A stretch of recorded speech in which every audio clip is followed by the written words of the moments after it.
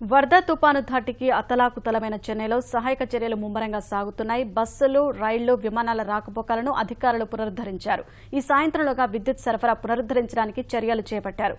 తమిళనాడు ఉత్తర ప్రాంతం సహా దక్షిణ కర్ణాటకలో మరో 10 గంటల పాటు వర్షాలు కురవనున్నట్లు వాతావరణ శాఖ తెలిపింది.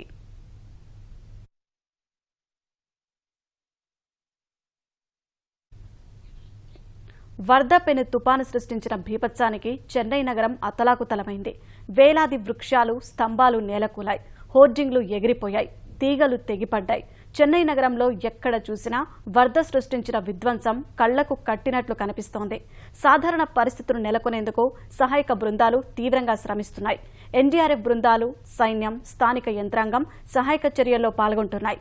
భారీ వర్షానికి లోతట్టు ప్రాంతాలు ఇంకా ముంపులోనే ఉన్నాయి. రోడ్లపై పడి ఉన్న వృక్షాలు, స్తంభాలను తొలగిస్తున్న సహాయక సిబ్బంది రవాణా వ్యవస్థను పునరుద్ధరించే ప్రయత్నం చేస్తున్నారు. విరిగిపడ్డ చెట్లను తొలగించేందుకు భారీ యంత్రాలను ఉపయోగిస్తున్నారు. స్థానికులు కూడా స్వచ్ఛందంగా సహాయక చర్యల్లో పాల్గొంటున్నారు. టీనగర్, కేకే నగర్, మౌంట్ రోడ్డు, కోయంబేడు, మాధవరం, వేలచ్చేరి, తాంబరం తదితర ప్రాంతాల్లో అధికారులు ఇప్పటికే ట్రాఫిక్ను పునరుద్ధరించారు. సిటీ బస్సులు నడుస్తున్నాయి. చెన్నై సెంట్రల్ రైల్వే స్టేషన్ నుంచి రైళ్ల రాకపోకలను పునరుద్ధరించారు. చెన్నైలో మెట్రో రైళ్లు కూడా యథావిధిగా నడుస్తున్నాయి. చెన్నై అంతర్జాతీయ విమానాశ్రయం రన్వేపై భారీగా నిలిచిన నీరును తొలగించిన సిబ్బంది దేశీయ, అంతర్జాతీయ విమాన రాకపోకలను పునరుద్ధరించారు. 2 దశాబ్దాల తర్వాత చెన్నైని తాకిన అతిపెద్ద తుపాను ఇది. స్తంభాలు పడిపోయి తీగలు తెగిపడిన కారణంగా చెన్నైలో విద్యుత్ సరఫరా నిలిచిపోయింది. ప్రజలు నానా అవస్థలు పడుతున్నారు.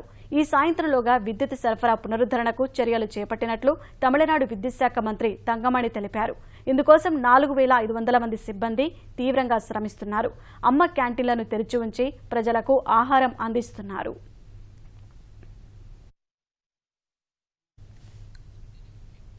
తుపాను ధాటికి పెట్రోల్ బంకుల్లో పైకప్పులు ఎగిరిపోయాయి. చాలా చోట్ల పెట్రోల్ బంకులు పనిచేయడం లేదు. ఉదయం నుంచి వర్షం ఆగినందున చెన్నైలో ప్రజలు తమ రోజువారీ కార్యకలాపాలను కొనసాగిస్తున్నారు.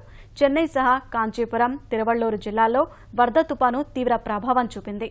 తమిళనాడు వ్యాప్తంగా తుపాను ధాటికి 10 మంది ప్రాణాలు కోల్పోగా మృతులు కుటుంబ సభ్యులకు తమిళనాడు ప్రభుత్వం 4 లక్షల రూపాయల చొప్పున నష్టపరిహారం ప్రకటించింది.